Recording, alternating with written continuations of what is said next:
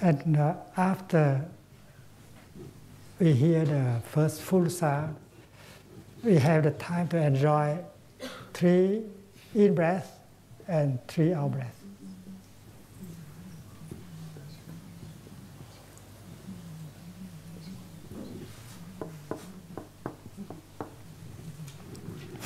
And the practice can go very deep. Breathing in, you might like to say, I listen, I really listen. I listen with all my body, with every cell of my body. I invite all my ancestors to listen with me. My children and their children, although they have not manifest, but they are already in me, I invite all of them to listen with me. So the whole cosmos is listening. I listen, I really listen.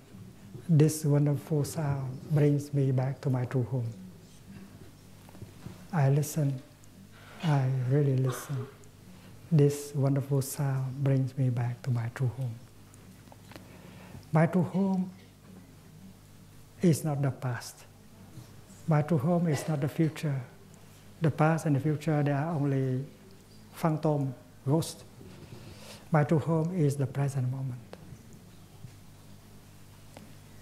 So the sound of the bell brings you home to the present moment. And your in-breath and your out-breath help bring you home to the present moment. And you touch the wonders of life in the present moment.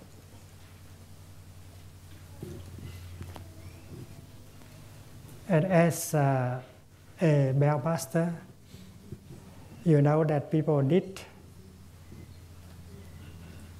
time to enjoy the 3 breathings. There are those whose in-breath and out-breath are longer than ours. So it's safe for the bell master to allow some extra seconds so that everyone has plenty of time to enjoy the 3 in-breath and out-breath. So your in-breath may last 3 or 4 seconds or more. Your out-breath may last longer, 5, 6 seconds. And you enjoy your in-breath, you enjoy your out-breath 3 times. And then you allow a few more seconds. You are compassionate as a bell master because you really want people to really enjoy. Because breathing like that is very enjoyable. It brings peace, calm, pleasure to you. And then you invite the bell to sound for the second time.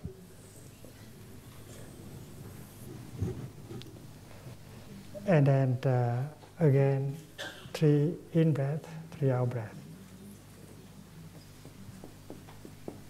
And then the third big sound. And again, the 3 in-breath and out-breath.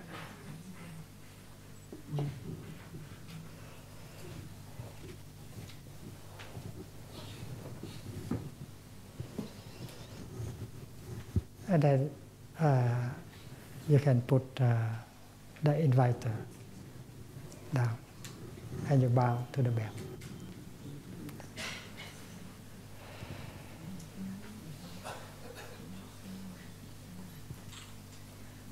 There is a mini bell. Anyone has? Privilege during the time for walking meditation. We usually stop when we hear the church bell ringing. Each hamlet is surrounded by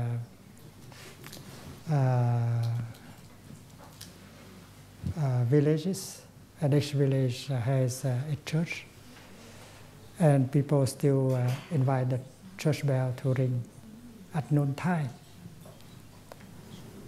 So during the walking, if we hear the sound of the church bell, we also stop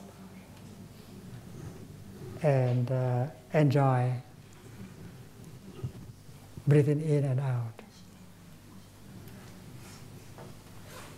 This is a small bell that you might like to have in your home to practice.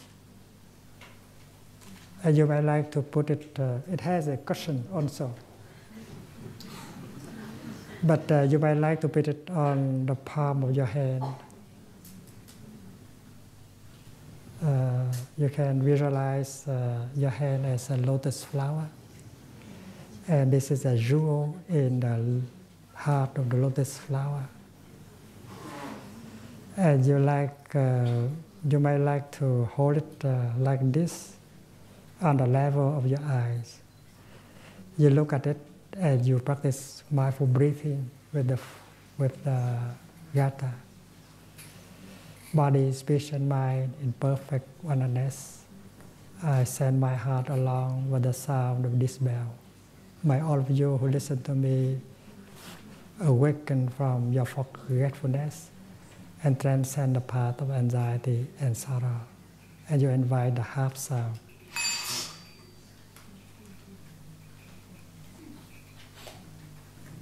And you breathe in and out and allow people to prepare themselves for the reception of the sound. And you invite the bell to sound.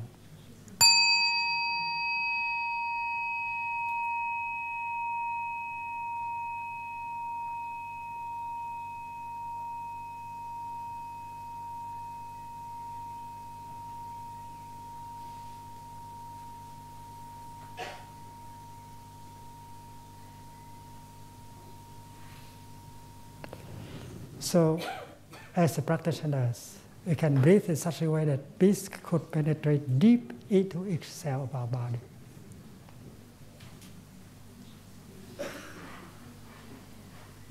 And this is possible. We allow all the cells in our body to listen, not just our mind. The mind is made also with cells called mental formations. And whatever mental formation is there in us, we allow it to listen to the bell. Whether it is worry or anger or fear or attachment, we allow the mental formation in us. We invite them to listen to the bell with us. And everyone will profit.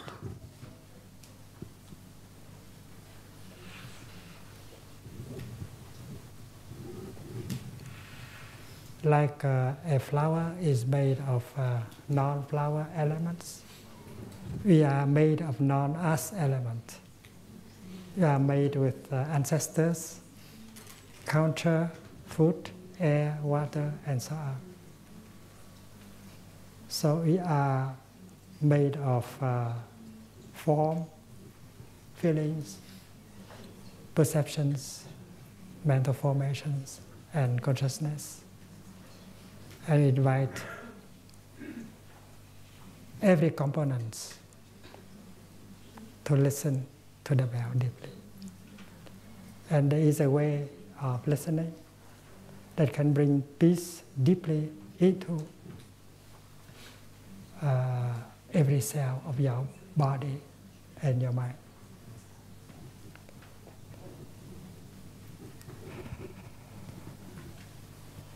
When we practice mindful walking, we do the same. We really walk with our body and with our mind together.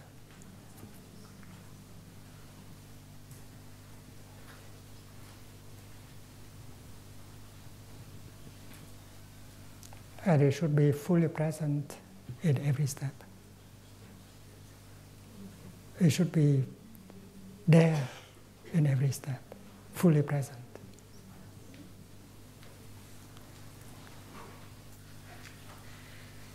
I'm there. I'm really there. When you are alone, you might like to try the slow walking.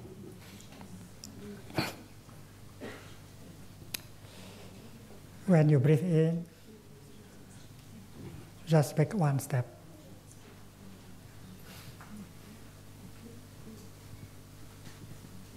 And when you breathe out, just make one step.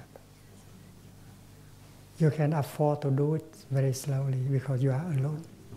You can be as slow as you can afford to be as slow as you want.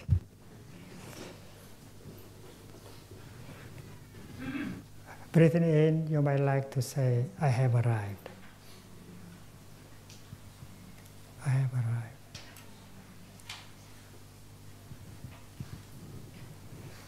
It means I have arrived in the present moment,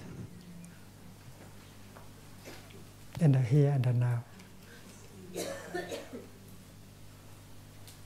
And this is not a verbal declaration.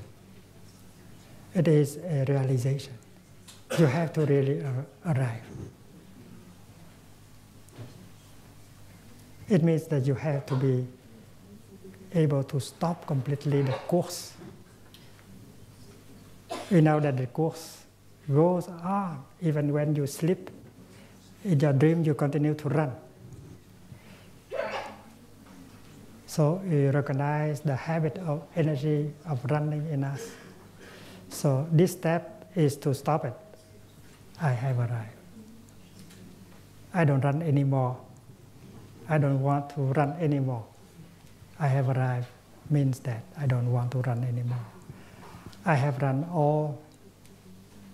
running all my life. Now I want to stop and enjoy life in the present moment. So I have arrived has a very deep meaning, a deep intention. I have arrived. And make the step in such a way that you can truly arrive. That is a challenge.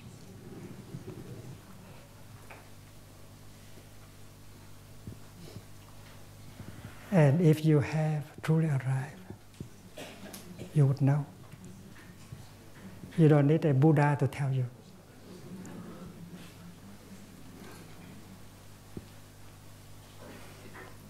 In order to truly arrive, you need strong mindfulness and concentration.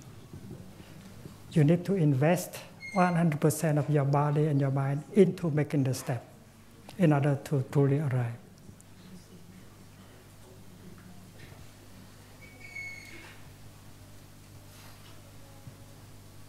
In order to arrive 100%, you should invest 100% of your body and 100% of your mind. It means your mindfulness, your concentration should be strong in order to really arrive in the here and the now. And if you feel that you have not arrived 100%, you have arrived something like 40%, or 60%, don't make another step. Just stay there until you arrive. Challenge yourself. Continue to breathe. This is a revolution. Challenge yourself. If you cannot arrive now, when will you arrive? You are a gentleman. You are a lady.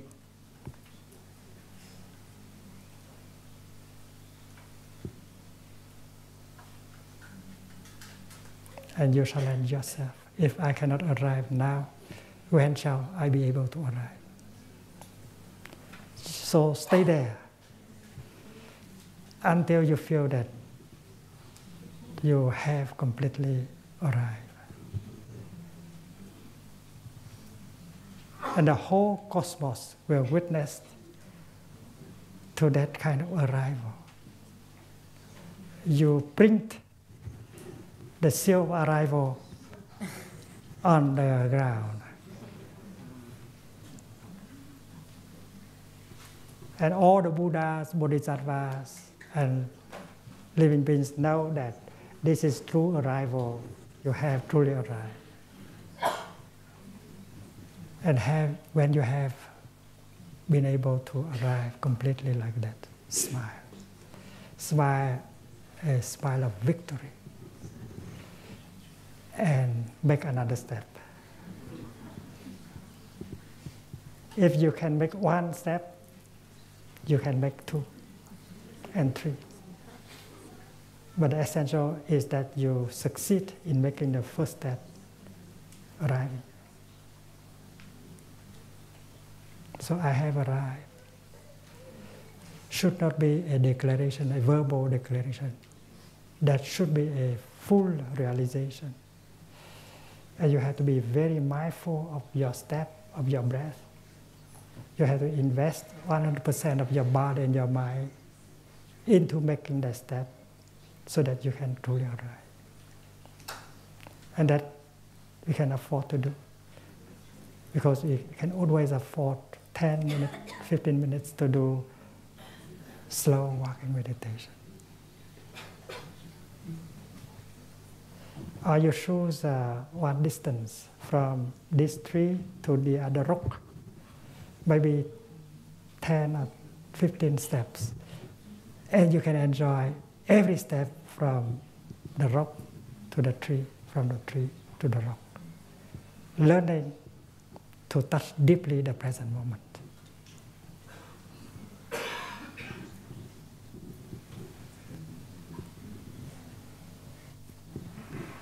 I have arrived. I am home. My home is not the past. My home is not the future. My home is in the here and the now. And walking like that is a wonderful way to learn stopping. Stopping is a very important part of the practice of meditation. When you truly arrive, you don't feel the present moment boring anymore. In fact, you get in touch with all the wonders of life that are there.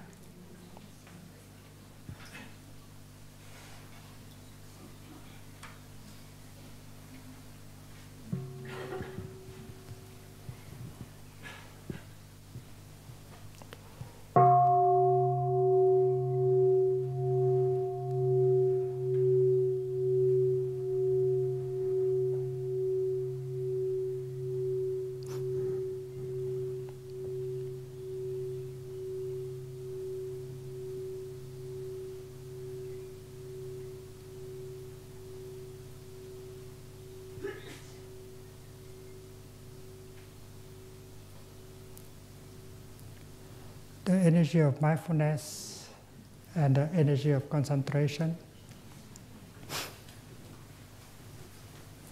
help you to touch really the present moment. And when you touch the present moment, you touch all the wonders of life. You find out that the Pure Land of the Buddha or the Kingdom of God is available in the here and the now. For Buddhist practitioners, I would say that if you are looking for the Pure Land, look for it in the here and the now.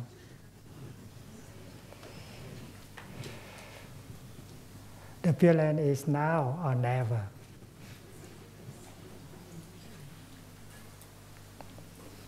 For Christian friends, I would tell them that if they are looking for the Kingdom of God, look for it in the here and the now. And I tell them the kingdom is now or never.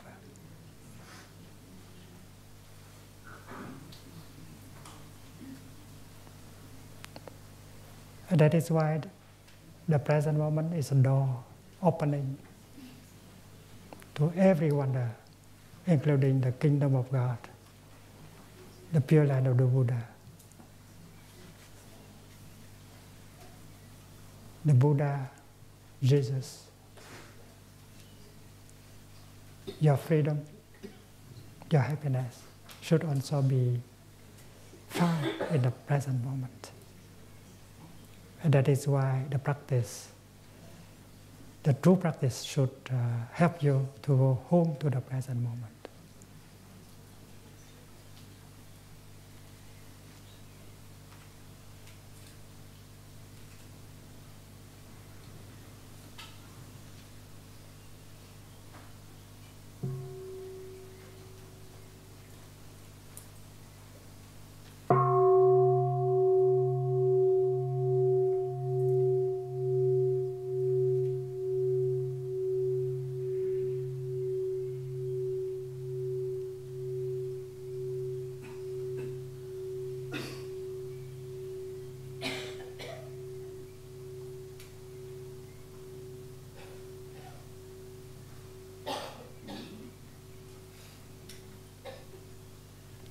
The path of the Buddha can be understood in terms of energy. And we know that the energy of mindfulness is the kind of energy that we have to generate during our practice. This is the basic practice. Mindfulness is the kind of energy that helps us to be there,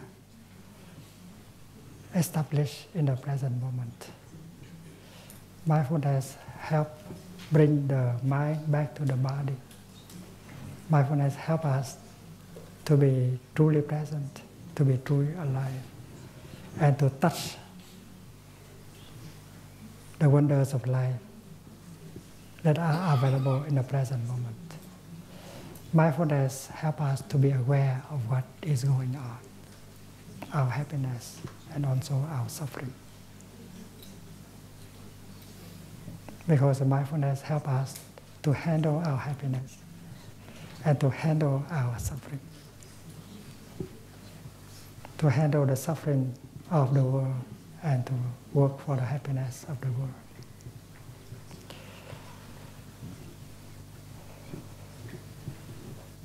And the energy of mindfulness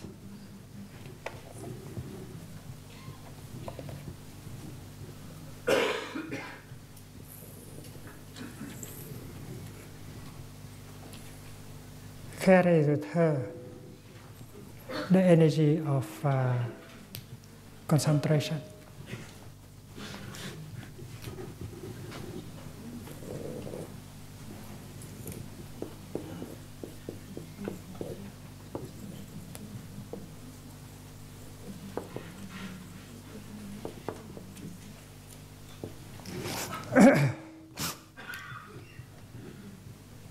When you are mindful of something, you are somehow concentrated on that thing.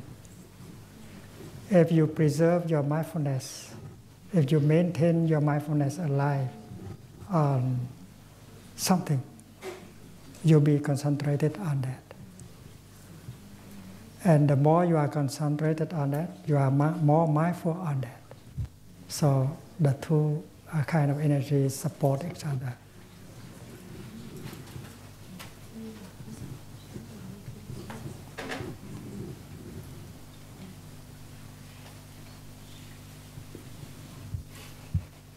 And when your mindfulness and concentration are powerful enough,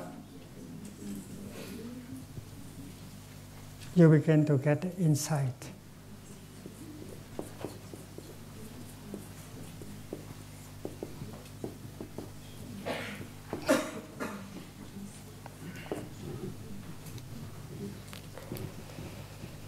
Insight is enlightenment, is understanding. And you don't have to practice 8 years in order to get enlightenment or insight. Insight can be our daily business.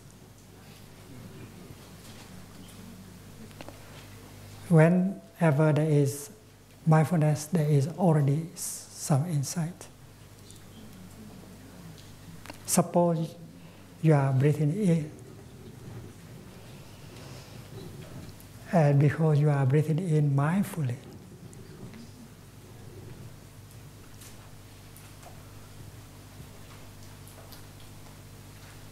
mindful breathing is already insight. Because everyone is breathing, but not everyone is aware that they are breathing in. And you are aware that you are breathing in. That is already insight. That is already enlightenment. That is already awakening. And when you breathe in mindfully, you can realize that you are alive.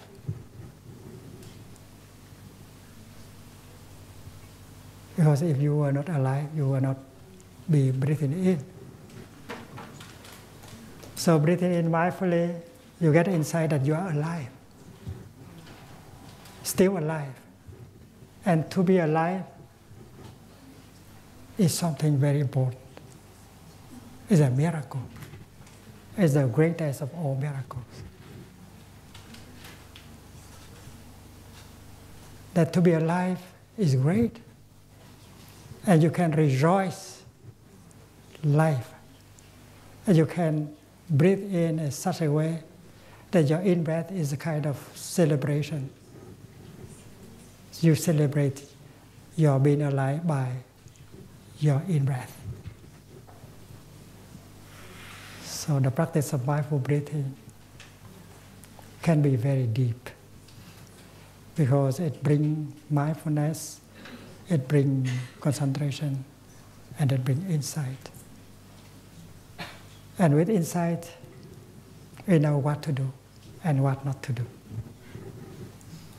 what to say and what not to say, what to think and not what to think. And that is why the three kinds of energies that you generate in your practice are the foundation of all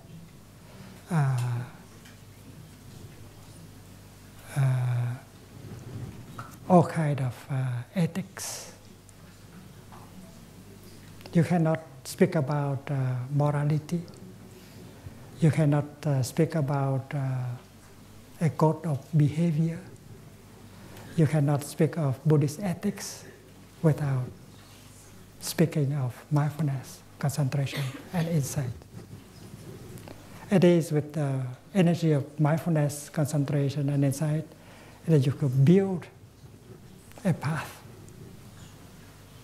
You can find a path. You can build a path. You can offer a path for humanity, a path that will lead to peace and happiness, a path of transformation and healing.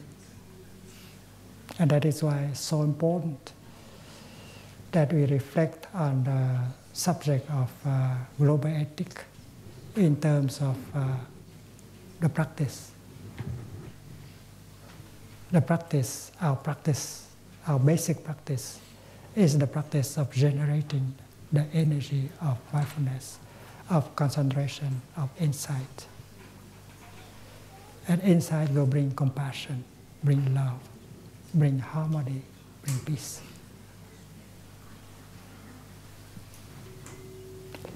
The word morality, ethic, the equivalent in Chinese is đạo đức.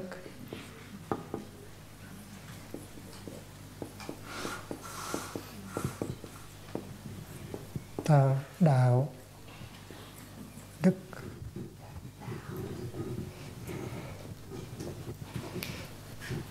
Đạo is the path, the way.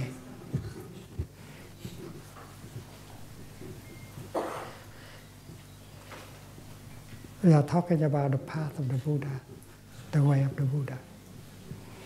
And we know already that the way of the Buddha is made of mindfulness, concentration and insight. So simple, so easy.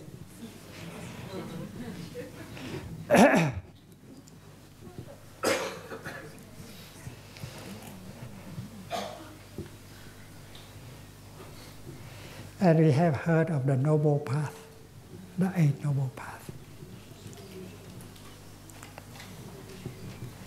But the word Tao, Dao, in the Chinese and Vietnamese culture,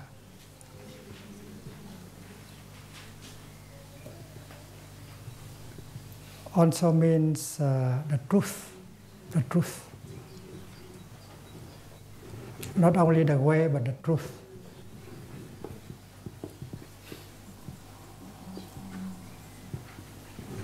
When we say realizing the path, it means that to attain the truth.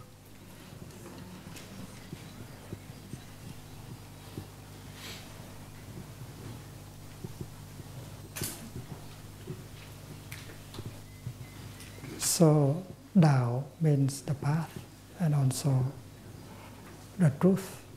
And sometimes it means the ultimate reality. Đức,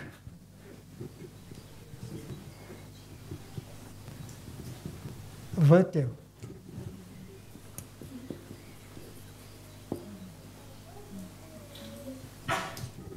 Like forgiveness, like compassion, like tolerance,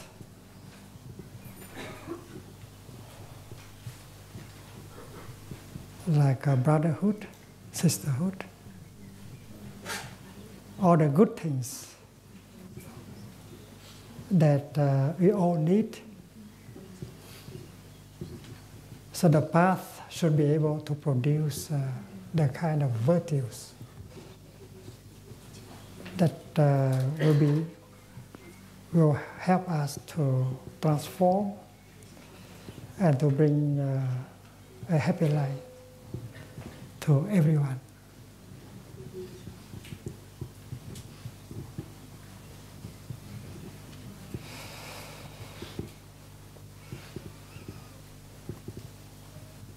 And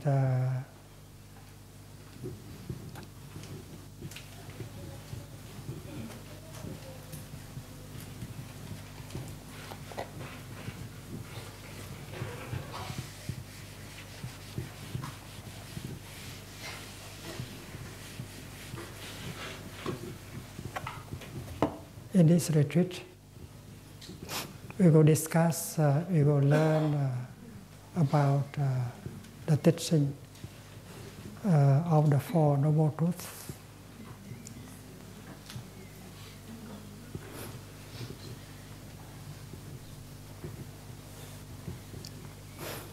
Because the teaching on the Four Noble Truths is the foundation of the Buddhist teaching. It consists of the first truth, which is ill being.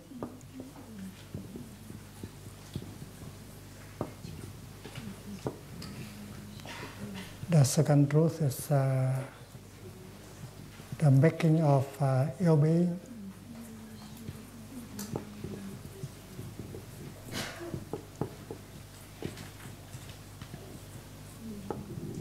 The third truth is the cessation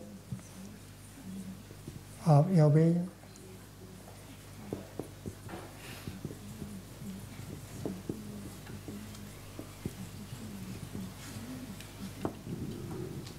And the fourth is the path leading to the cessation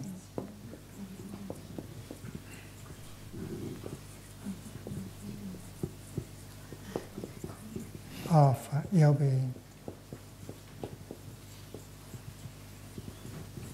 And this is also called a path, the Eight Noble Path.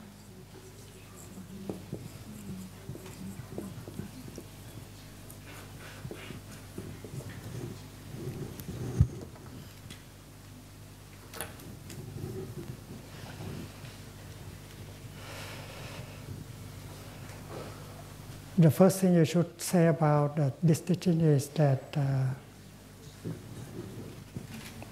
the main concern of the Buddha is to how to handle ill being. Ill being is a reality. There is suffering inside, and there is suffering around us. And instead of discussing about how the world was created, how long this world can last, and so on, the Buddha would like to draw our attention to the fact that suffering is there, and we can do something in order to relieve the suffering in us and around us. So that is the first characteristic of the first teaching given by Buddha: how to handle suffering, how to handle ill being in us and in the world. And this is the beginning of the Buddhist teaching on global ethics.